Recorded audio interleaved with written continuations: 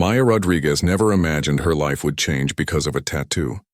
But then again, she never imagined she'd be this broke either. At 24, Maya was supposed to have things figured out. She had a degree in graphic design, a portfolio she was proud of, and dreams bigger than her tiny studio apartment. What she didn't have was money. Clients were scarce, rent was due, and her bank account was crying for help. So when her friend texted about a temp receptionist position at Sterling Industries, Maya swallowed her pride and applied. She got the job within 2 days. Sterling Industries was the kind of place that made you feel small the moment you walked through its glass doors. Everything gleamed.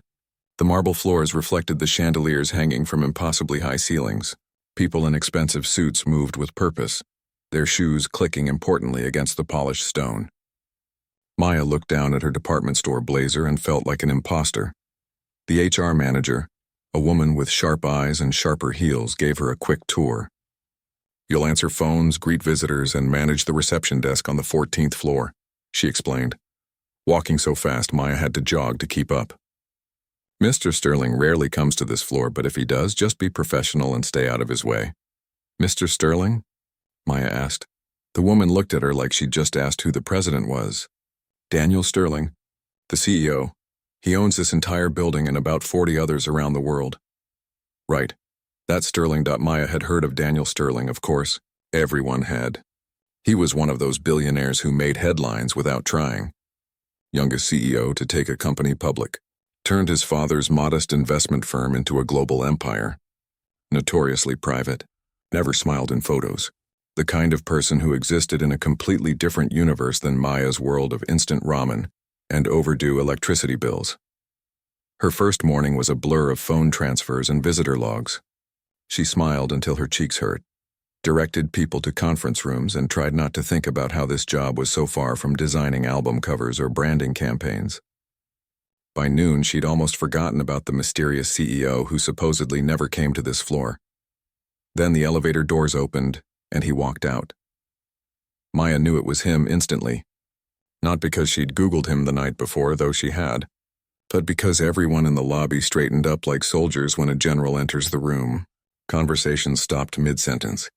A woman actually gasped. Daniel Sterling was tall, probably in his late 40s, with dark hair that was starting to gray at the temples. He wore a charcoal suit that probably cost more than Maya's car, but it was his face that caught her attention. It wasn't friendly exactly, more like carved from stone. He had the expression of someone who'd forgotten how to relax about a decade ago. He walked past the reception desk without looking at her, already talking on his phone in a low, clipped voice. Maya exhaled, relieved she didn't have to interact with him. Then the elevator arrived. Maya had finished organizing some files and decided to head to the break room on the 20th floor.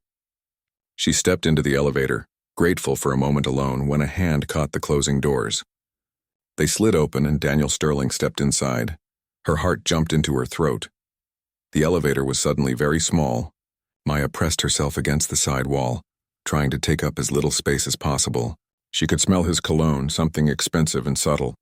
He pressed the button for the top floor and stood facing forward, still on his phone call. "I don't care about their concerns," he was saying. "The deal closes Friday or not at all." Maya studied her shoes. She counted the floors. She wondered if it was possible to become invisible through sheer willpower. Then his sleeve shifted. It was such a small thing. He'd raised his hand to pinch the bridge of his nose, clearly frustrated with whoever was on the other end of the call, and his sleeve pulled back maybe 2 inches. But that was enough. Maya saw the tattoo. Her breath caught so sharply that she made a sound almost like a gasp. Daniel Sterling turned to look at her for the first time, his phone still pressed to his ear. The tattoo was on his inner wrist. A compass rose, intricate and detailed, with symbols woven into the design. Not the usual north, south, east, west markers, but something more personal, more specific. Maya had seen those exact symbols before, drawn in the exact same style, forming the exact same pattern on her mother's wrist. "I'll call you back," Daniel said into the phone, his eyes still on Maya. He ended the call without waiting for a response. "Is something wrong?" Maya's mouth opened, but her brain had stopped working. She stared at his wrist, then at his face, then back at his wrist. This wasn't possible. It couldn't be. That tattoo, she heard herself say. Her voice sounded strange, far away. My mother had that exact tattoo. The color drained from Daniel Sterling's face. For a moment, the powerful CEO looked like he'd been struck. His hand moved to his wrist, covering the tattoo reflexively, and his jaw tightened. "What did you say?" His voice was barely above a whisper. "My mother. She had the same tattoo. The same design, the same symbols, everything." The words tumbled out of Maya now. "I asked her about it once when I was little, and she said it was from a long time ago. She never explained what it meant." "Your mother." He stepped closer, and Maya could see something flickering in his eyes. Not anger, something deeper, almost like pain. "What's your mother's name?" "Sophia Rodriguez." The elevator reached the 20th floor and dinged cheerfully. The door slid open. Neither of them moved. Daniel Sterling stood frozen, his hand still covering his wrist, his face a mask of emotions Maya couldn't read. She'd never seen someone look so completely shattered while still standing upright. "Sophia," he repeated, and the way he said it made Maya's chest tighten, like the name hurt him. "Do you know her?" Maya asked, even though the answer was written all over his face. Before he could respond, the elevator doors started to close. He jabbed the button to hold them, his hand shaking slightly. When he turned back to Maya, his expression had changed. The CEO mask was back in place, but she could see the cracks. "I need to know everything about your mother," he said. "It wasn't a request. Where is she? How do I find her?" Maya felt tears sting her eyes. "You can't. She died 2 years ago." She watched Daniel Sterling, billionaire and business titan, stumble backward against the elevator wall like he'd been physically pushed. He pressed a hand over his mouth, his eyes closing for a long moment. When he opened them again, they were red. "Mr. Sterling, your 2 o'clock is here," a voice crackled through his phone. His assistant. He straightened immediately, that incredible self-control slamming back into place. But his hand was still shaking as he raised the phone. "Cancel everything for today," he said, his voice rough. "Sir, you have the board meeting." "I said cancel it." He looked at Maya, really looked at her like he was seeing her for the first time. His eyes traveled over her face, searching for something. "What floor do you work on?" he asked. 14. "I'm the new temp receptionist." He nodded slowly, processing this information. The elevator dinged impatiently, reminding them that it had places to be. "Don't leave today without seeing me," he said. "I'll have my assistant contact you.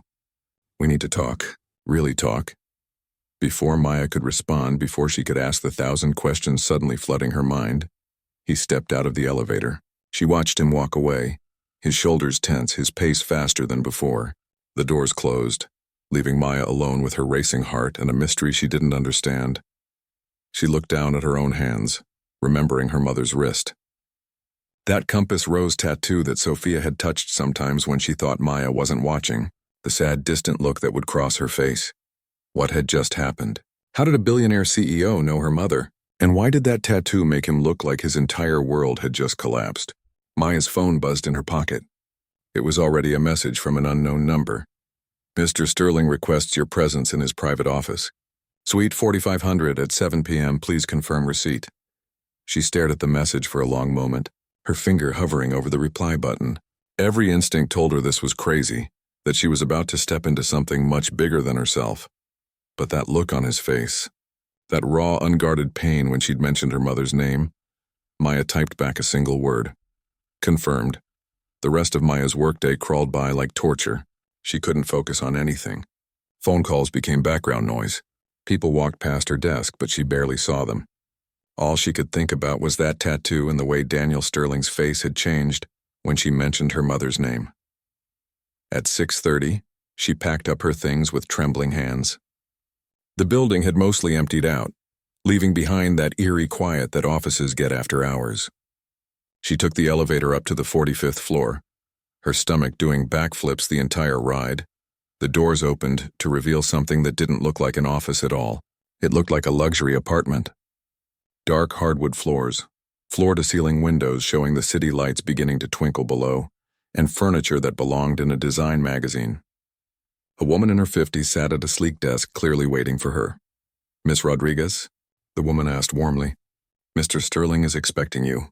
Right through those doors." Maya nodded, not trusting her voice. She walked to the double doors and knocked softly. "Come in." Daniel Sterling stood by the windows, his back to her. He'd removed his suit jacket and rolled up his sleeves. She could see the tattoo clearly now in the soft lighting. He didn't turn around immediately, and Maya wondered if he was trying to compose himself. "Close the door, please," he said quietly. She did. The click seemed impossibly loud in the silent room. He finally turned to face her, and Maya was struck by how different he looked. Tired. Older somehow. The confident CEO from this morning had been replaced by someone who looked lost. "I need to apologize," he started, running a hand through his hair, "for how I acted in the elevator. I wasn't prepared for any of that." "Neither was I," Maya said honestly. He gestured to a leather couch. "Please sit." "Can I get you anything? Water, coffee? I'm okay." She sat down, perching on the edge like she might need to run at any moment. Daniel pulled over a chair and sat across from her, leaning forward with his elbows on his knees. Up close, she could see fine lines around his eyes, the gray in his hair more pronounced. He looked at her with an intensity that made her uncomfortable. "You look like her," he said softly.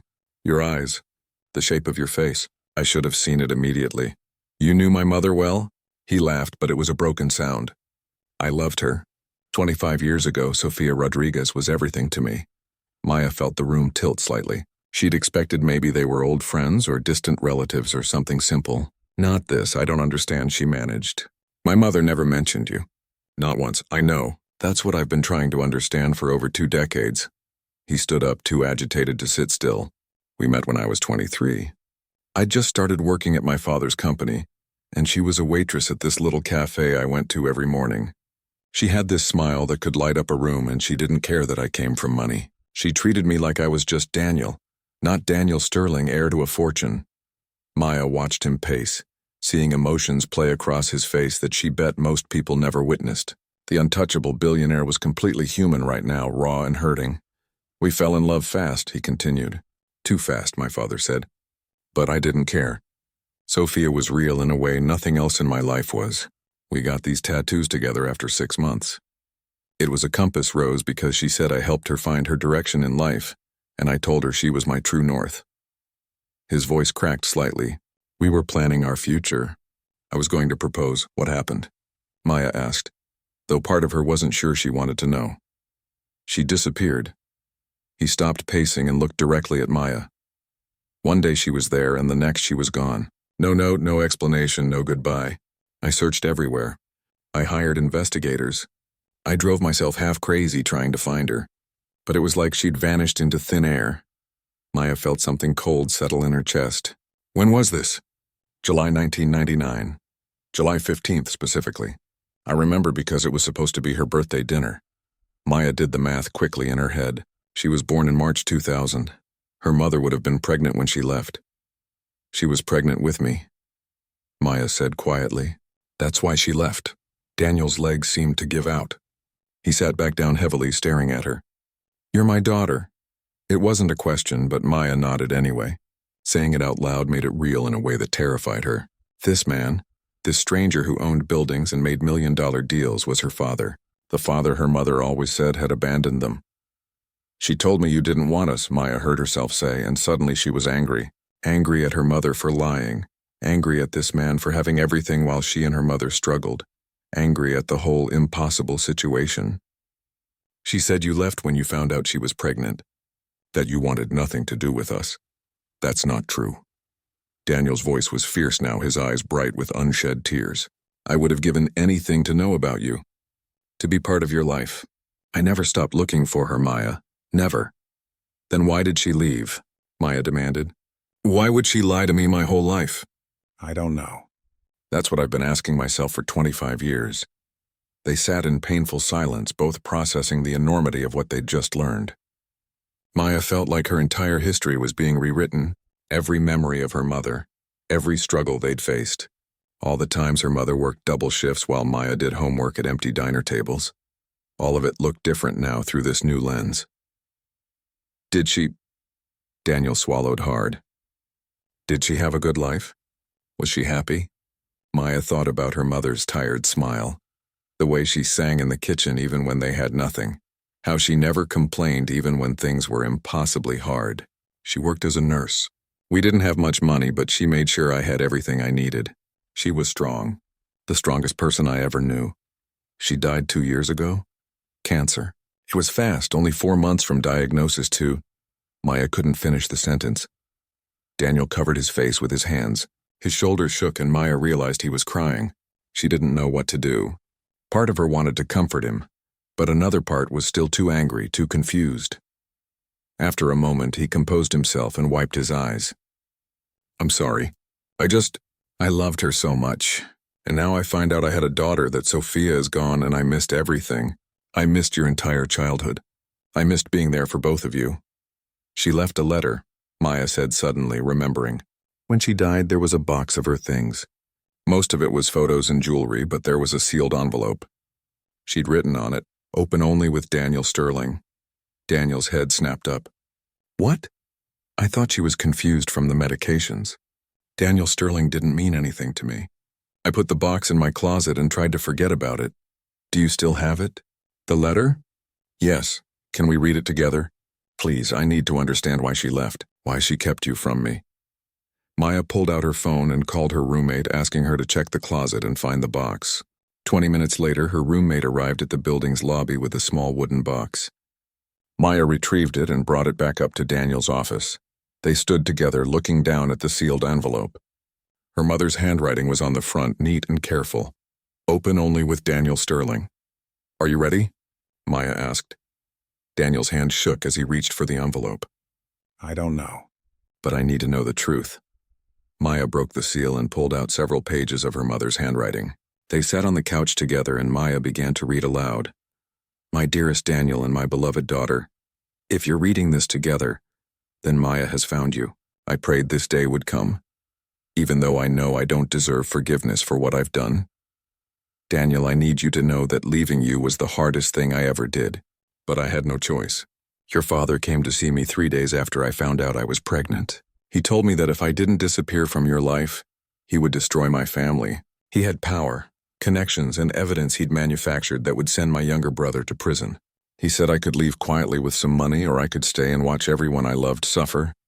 But that wasn't all. He told me that if I ever tried to contact you or tell you about the baby, he would make sure I never saw my own child. He had lawyers, documents, people who owed him favors. He said he would prove I was an unfit mother, that I'd only gotten pregnant to trap you for money. He would take my baby away and I'd lose everything. You, our child, and my family. I was 22 and terrified. I believed him because men like him don't make empty threats. So I took his money, enough to disappear, and I left the only man I ever loved. Maya's voice broke. She looked at Daniel and saw tears streaming down his face. Keep going, he whispered. Please. She continued reading, her mother's words explaining years of lies, sacrifices, and the weight of secrets. By the time they finished, both of them were crying. Daniel stood abruptly, rage replacing his grief. My father did this. He took everything from me. From us, he's gone now, isn't he? Maya asked, remembering reading about the senior Sterling's death a few years ago.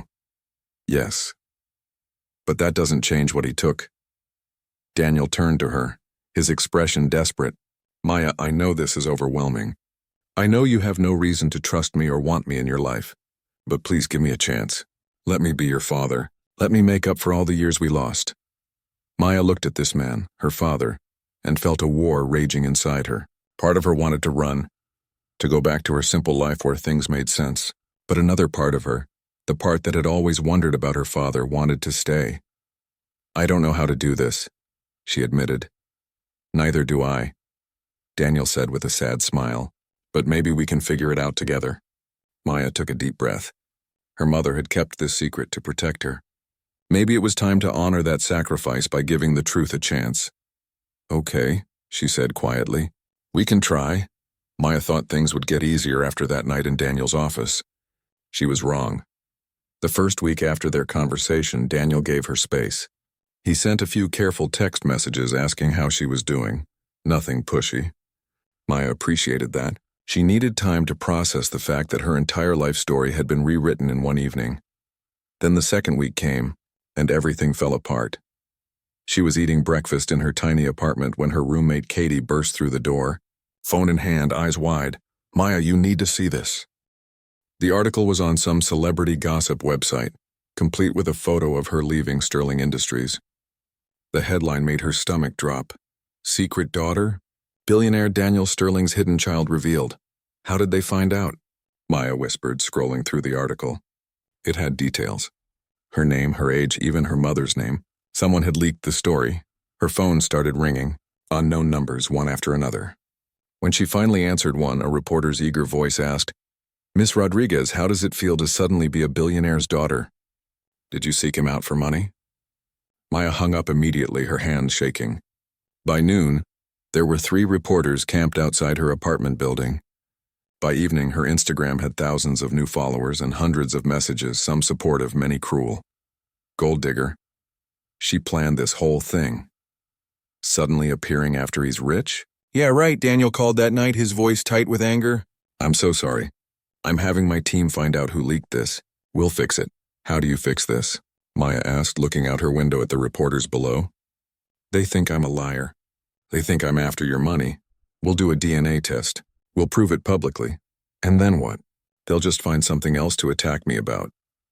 She wasn't wrong. The DNA test came back a week later, confirming what they already knew. Father and daughter, no question. Some people apologized for doubting her. Most just moved on to different accusations. She was too poor to really be his daughter. She dressed wrong. She must be after his inheritance. The worst part wasn't the strangers online. It was Daniel's family. Maya met them at a dinner Daniel insisted on having. "They need to meet you," he'd said. "You're family now." The Sterling family home was the kind of place Maya had only seen in movies. A mansion with marble columns, a circular driveway, and enough rooms to house a small village.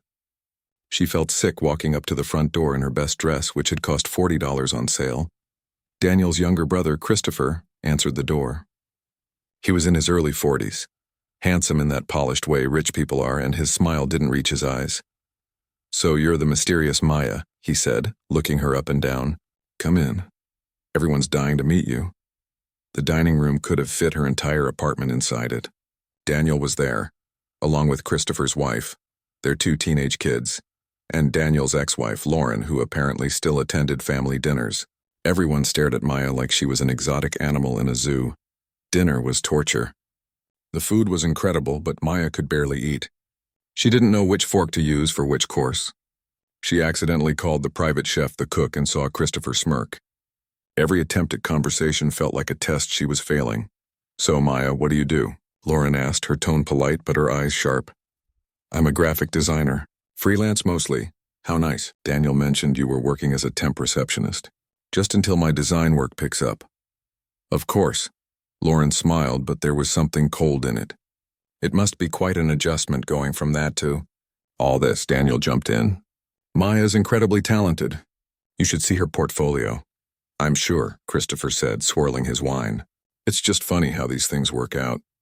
24 years of silence, and suddenly here you are, right when Daniel's planning the biggest company merger in Sterling Industries history." "Christopher," Daniel's voice was warning. "I'm just saying what everyone's thinking, brother. The timing is interesting." Maya felt her face burn. "I didn't know who Daniel was when I saw him. I didn't plan any of this." "Of course not," Christopher said smoothly. "I'm sure it's all just a remarkable coincidence." The dinner got worse from there. Christopher kept making subtle digs. Lauren asked pointed questions about Maya's mother, clearly looking for ammunition. Even the teenagers looked at her like she didn't belong. Only Daniel tried to make things better, but his attempts just highlighted how different their worlds were. "We're planning a charity gala next month," Lauren said, as dessert was served. "Daniel, you should bring Maya. Introduce her to everyone properly." "I don't think that's a good idea," Maya said quickly. "Nonsense," Daniel insisted. "You're my daughter. People should meet you." That's how Maya found herself 3 weeks later, wearing a dress that cost more than her monthly rent, at a charity gala with 500 of the richest people in the city. Daniel had insisted on buying her the dress, the shoes, everything. She'd fought him on it, but he'd looked so hurt that she'd given in. She regretted it immediately. The gala was at some museum, with champagne towers and string quartets and women dripping in diamonds. Maya felt like a fraud. The dress fit perfectly, but she felt like a child playing dress-up in her mother's clothes. She didn't know how to make small talk with these people. She didn't know their world, their jokes, their casual references to vacation homes and private schools. Daniel introduced her to dozens of people. "This is my daughter Maya." She watched their reactions. The fake smiles, the quick assessments, the barely hidden judgment. She saw them look at her dress, her simple jewelry, trying to figure out if she was really one of them or just pretending. "How wonderful that Daniel found you," a woman in a glittering gown said. "You must be so grateful." "I didn't need to be found," Maya replied, trying to keep her voice steady. "I was doing fine on my own." The woman's smile tightened. "Of course, dear." Later, Maya overheard two women talking by the bar. They didn't know she was nearby. "Can you believe Daniel's actually parading her around?" The girl looks terrified. "I heard she was practically homeless when they found each other, working minimum wage jobs." "Well, she certainly landed on her feet, didn't she? Must be nice to suddenly have a billionaire father." Maya felt something crack inside her chest. She found Daniel talking with a group of business associates and touched his arm. "I need to leave." He looked concerned. "Are you okay?" "What happened?" "I just need to go, please." He made excuses to his colleagues and walked her outside. The cool night air felt like freedom after the stuffy ballroom. "Maya, talk to me." "What's wrong?" Everything she'd been holding back came pouring out. "This isn't my world, Daniel. These people, these parties, this life where a dress costs thousands of dollars, and everyone's judging everyone else. I don't fit here. I don't want to fit here. You don't have to change who you are." "Yes, I do. That's exactly what everyone expects. They want me to become someone else, someone who belongs in that room. But I'm not that person. I'm the girl who eats ramen for dinner and shops at thrift stores and doesn't know which fork to use." Daniel looked pained. "I'm not asking you to change. You bought me this dress. You want to introduce me to your world. You want me to be part of all this." She gestured at the museum, the gala, the luxury cars in the parking lot. "But what if I don't want it? What if I just want my regular life back?" "Is that what you really want? To pretend we never met?" Maya felt tears threatening. "I don't know what I want. A month ago, my biggest problem was paying rent. Now I have a father I never knew. A family that hates me and reporters following me everywhere. Everyone thinks I'm a gold digger. Your brother acts like I'm trying to steal his inheritance. Your ex-wife looks at me like I'm a problem she needs to solve. Christopher's always been difficult. He's worried about the company, about his position. It's not really about you." "Yes, it is. It's all about me. I'm the outsider who showed up and ruined everyone's carefully organized life." She pulled off her expensive shoes, her feet aching. "I miss my mom. She would know what to do. She would tell me if I'm making a huge mistake trying to be your daughter." Daniel's expression softened. "Sophia would want you to be happy, whatever that looks like. But what if being happy means we can't have a relationship? What if your world and my world are just too different? Then we build a new world," Daniel said quietly. "One that works for both of us. Maya, I've spent 24 years not knowing I had a daughter. I'm not going to lose you now because of parties and dresses and people who don't matter. They matter to you. This is your life. You matter more."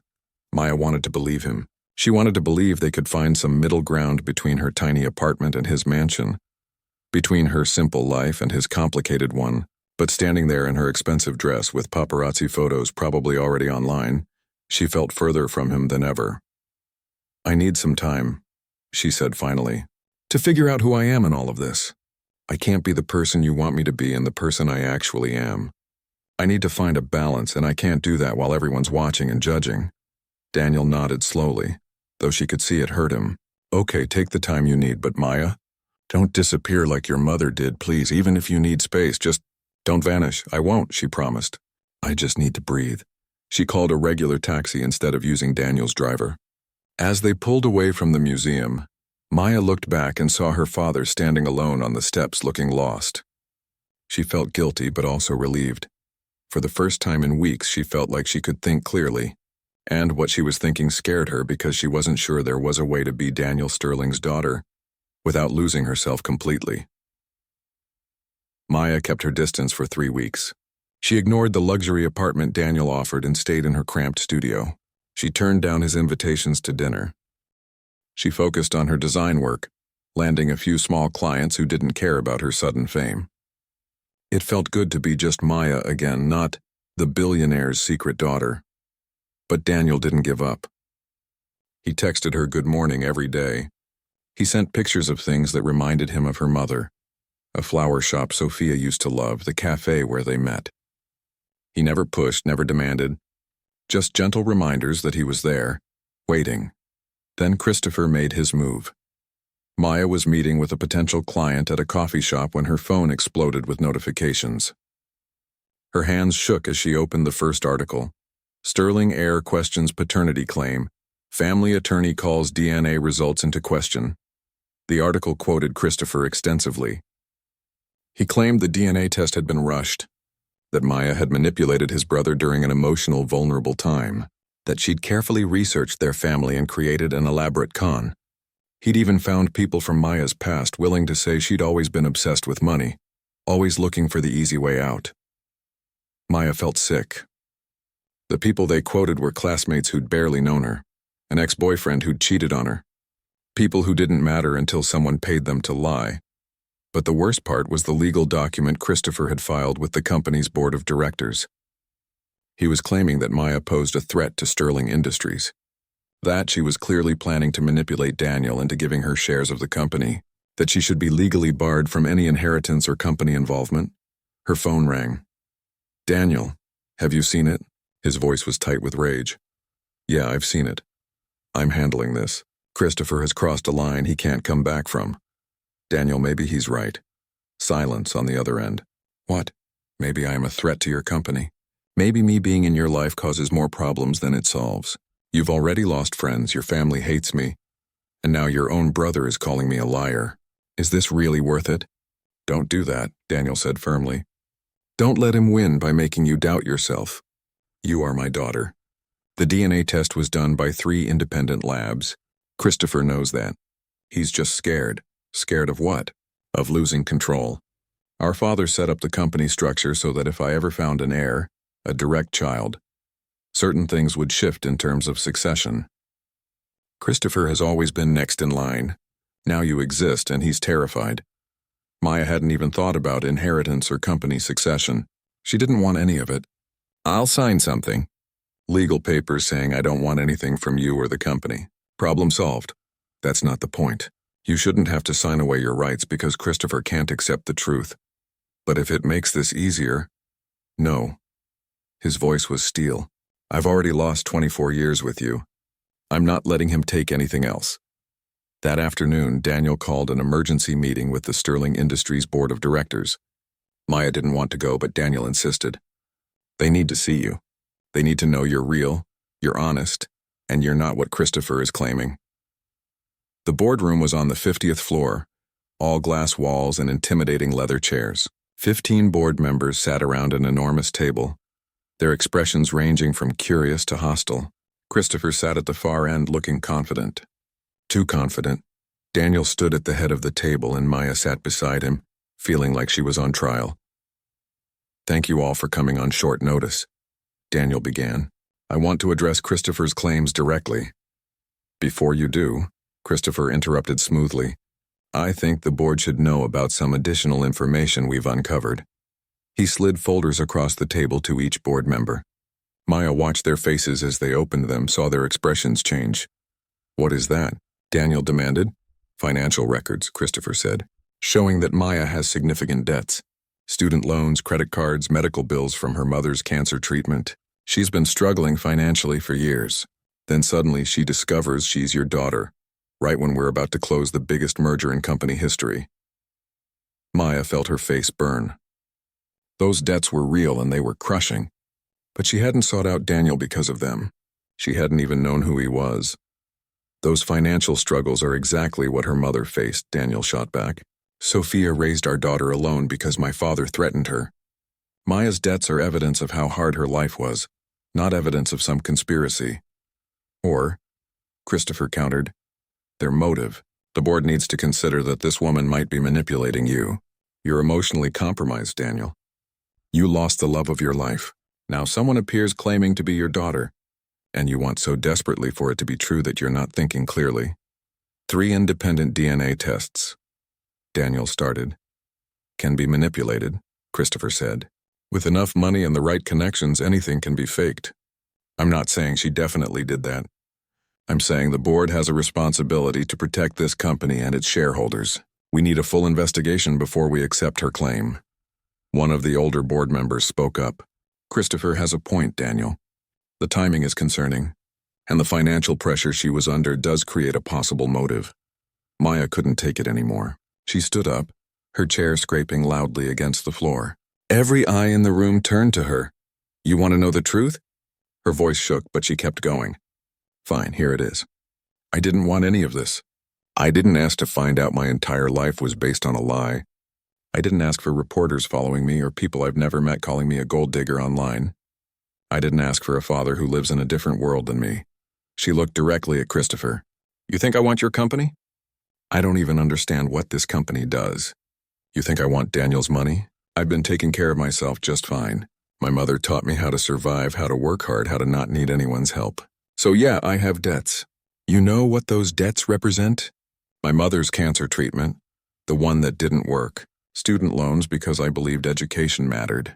Credit cards because sometimes you have to choose between eating and paying rent, and you put groceries on credit and hope you can pay it back.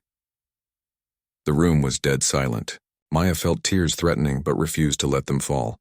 I met Daniel by accident. Pure chance. I saw a tattoo that matched my dead mother's tattoo, and I said something without thinking. That's it. That's the whole elaborate conspiracy.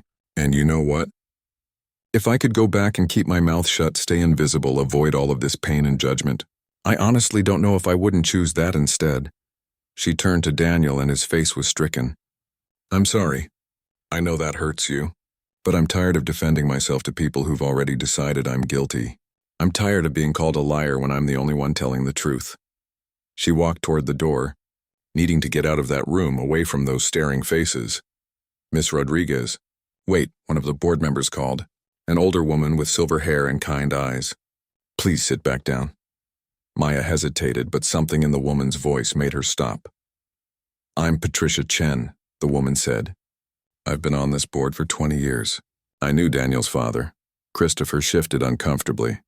Richard Sterling was brilliant in business, Patricia continued, but he was cruel in his personal life. I watched him destroy relationships, manipulate people, and prioritize company legacy over human decency. When Christopher brought these accusations to me privately last week, I did some investigating of my own. She pulled out her own folder. I found records of a payment made from Richard Sterling's personal account in July 1999. $50,000 to a Sofia Rodriguez. The memo line says final settlement. I also found emails between Richard and his personal attorney discussing how to ensure a young woman, unnamed in the emails, would never contact Daniel again. Maya's breath caught. Christopher's confident expression cracked. Furthermore, Patricia said, looking directly at Christopher, I find it interesting that you're suddenly concerned about company security and succession planning when you've spent the last 2 years trying to push Daniel out as CEO. You've been building alliances, making promises, positioning yourself to take over. Maya's existence doesn't threaten the company. It threatens your plans. That's ridiculous, Christopher started. Is it? Because I have meeting notes, emails, and testimony from 3 other board members about your activities. The room erupted in whispered conversations. Christopher's face went red, then pale. He looked at Daniel with something like hatred. You knew, Christopher said to his brother. You knew what I was planning, I suspected. Daniel replied quietly. But I wanted to believe my own brother wouldn't betray me. Betray you? You've been checked out for years, Daniel. Distracted. Weak. This company needs stronger leadership. What it doesn't need, Patricia interrupted, is someone who would destroy an innocent young woman's reputation to advance his own agenda. She turned to the rest of the board. I move that we accept the DNA test results as valid, acknowledge Maya Rodriguez as Daniel Sterling's daughter, and open an investigation into Christopher Sterling's conduct. All in favor? One by one, hands went up. Not all of them, but enough. More than enough. Christopher stood abruptly. This isn't over. Yes, Daniel said, his voice quiet but final. It is. You're removed from the board, effective immediately.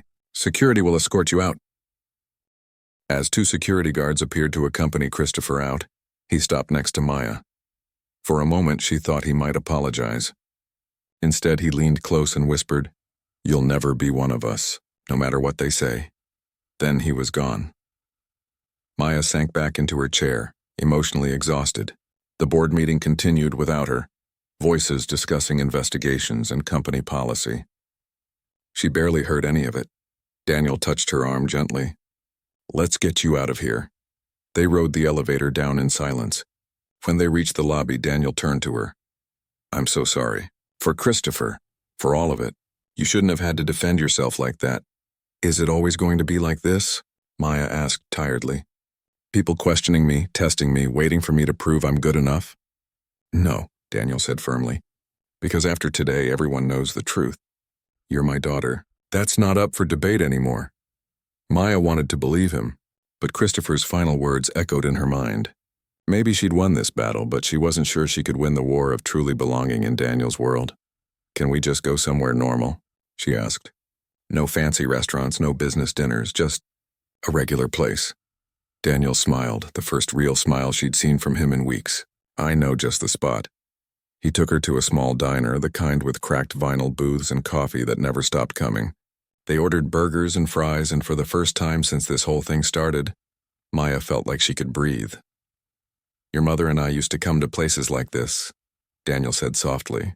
"She said fancy restaurants made food that looked pretty but didn't fill you up." Maya laughed despite everything. "She used to say that to me too." For a moment, sitting in that diner, Maya felt close to both her parents. The mother who'd sacrificed everything to protect her, and the father who was trying so hard to make up for lost time. Maybe they could figure this out after all. 3 months after the board meeting, Maya sat in her apartment surrounded by designs for her biggest client yet.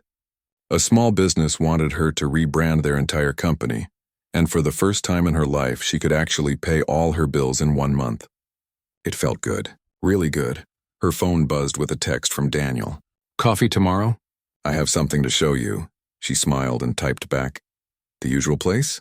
The usual place had become their thing. A small coffee shop halfway between her apartment and his office. Not fancy, not trying to impress anyone. Just good coffee and comfortable silence when they needed it, or long conversations when they didn't. The next morning, Daniel was already there when she arrived, 2 cups of coffee waiting. But he looked nervous, fidgeting with a folder on the table. "What's wrong?" Maya asked, sliding into the booth across from him. "Nothing's wrong. I just want to run something by you, and I need you to hear me out completely before you say no." Maya raised an eyebrow. "That's not concerning at all." Daniel opened the folder and pulled out architectural drawings. Beautiful sketches of a building. Modern but warm, with lots of windows and open spaces. "What is this?" "A community center," Daniel said, his words coming faster now, like he'd been holding them in. "I want to build it in the neighborhood where your mother grew up. It would have job training programs, healthcare resources, childcare services, education support, everything that people like your mother needed but couldn't access." Maya stared at the drawings, her throat tight. "I want to name it the Sofia Rodriguez Center," Daniel continued, "to honor her memory and what she went through. But more than that, I want it to actually help people. Real help, not just some rich guy's tax write-off." "Daniel, this is incredible, but I need you to run it." Maya's head snapped up. "What? Not right away. You'd need training. And we'd hire an experienced team to work with you. But Maya, you understand what these people need because you've lived it. You know what it's like to choose between rent and food. You know what it feels like when the system is designed to keep you down. I can write checks, but I can't give it a soul. You can. I'm a graphic designer, not a social worker. You're someone who cares, someone who gets it. That matters more than any degree." He leaned forward, intense. "I've spent 3 months trying to figure out how to make up for the years I missed. I can't get that time back, but maybe we can make sure other families don't have to go through what yours did, what ours did." Maya looked at the drawings again, really looked at them. She imagined her mother walking into a place like this when she was young and scared and pregnant, having somewhere to turn instead of facing everything alone. "Can I think about it?" "Of course. Take all the time you need." But Maya already knew her answer. She just needed a moment to let it sink in. Her mother had spent her whole life helping people, as a nurse, as a friend, as someone who always had room at her table for whoever needed a meal. This would be a way to continue that legacy. "Okay," she said softly. "Yes, let's do it." Daniel's face broke into the biggest smile she'd ever seen from him. He reached across the table and squeezed her hand. "Thank you. This means everything to me." Over the next few months, Maya threw herself into the project. She met with architects and social workers and community leaders. She learned about nonprofit management and funding and all the complicated parts of trying to help people without making them feel like charity cases. It was overwhelming and exciting and terrifying all at once. She also kept designing. The center became her biggest client, and she poured her heart into creating something that felt welcoming and hopeful. Daniel was there for every meeting, but he never took over. He'd learned to step back, to trust her voice, to let her lead. Their relationship grew slowly, carefully. They had dinner once a week, nothing fancy. They texted about random things. Funny signs they saw, good songs on the radio, memories of Sophia that surprised them both. Daniel told stories about the young woman he'd fallen in love with, and Maya shared memories of the strong, tired, loving mother who'd raised her. They were building a picture of Sophia together, filling in the gaps they'd both had. One evening, 6 months after that coffee shop conversation, Daniel picked Maya up for dinner. But instead of heading to a restaurant, he drove to the construction site. The building was really taking shape now. Walls were up, windows were in. Maya could see her designs becoming real.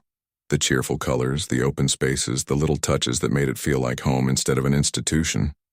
"Come on," Daniel said, grabbing 2 hard hats from his car. "I want to show you something." They walked through the construction site, their footsteps echoing in the empty spaces. Daniel led her to what would eventually be the main entrance. There, already installed, was a beautiful bronze plaque. "The Sofia Rodriguez Center for Family Support," Maya read aloud, "in memory of a woman who showed us that strength isn't about never falling down. It's about getting back up every single time for the people you love." Tears blurred her vision. "Daniel, it's perfect. There's more." He pointed to a wall where another smaller plaque would go. "That's where we'll put the dedication. I wanted to run the words by you first." He handed her a piece of paper. Maya read, "This center is dedicated to every parent who has sacrificed in silence, every person who has chosen love over comfort, and every family separated by circumstances beyond their control. May this place offer the support, resources, and hope that every family deserves. Built with love by Daniel Sterling in honor of Sofia Rodriguez and designed with heart by their daughter, Maya Rodriguez." "Their daughter," Maya whispered. It was the first time she'd seen it written down like that. Official. Real. True. "Is it okay?" Daniel asked nervously. "I can change it if..." Maya hugged him.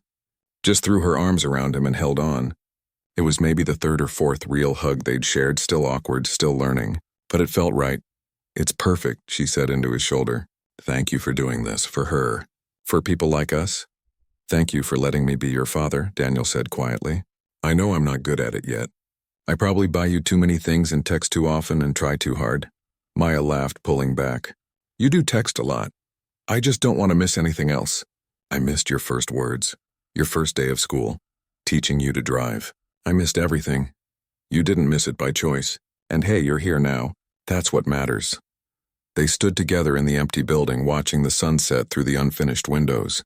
Maya thought about her mother, about all the secrets and sacrifices and impossible choices. She thought about Daniel, searching for 25 years, never giving up hope. She thought about the anger and confusion and pain of these past months. And she thought about this moment, standing in a building that would help hundreds of families, with a father who was trying so hard to make things right. "I want to get the tattoo," Maya said suddenly. Daniel looked at her surprised. "The compass rose?" "Yeah, Mom had it." "You have it. I want it too. But I want to add something." "What?" "A date, the day we met in that elevator. Because that's when everything changed. That's when I found my way home." Daniel's eyes got shiny, but he smiled. "Sophia always said I was her true north." "Well, now you're both mine," Maya said simply. 2 weeks later, they sat in a tattoo parlor together. The artist worked carefully, first touching up Daniel's faded tattoo, then creating a matching one on Maya's wrist. The same compass rose, the same symbols,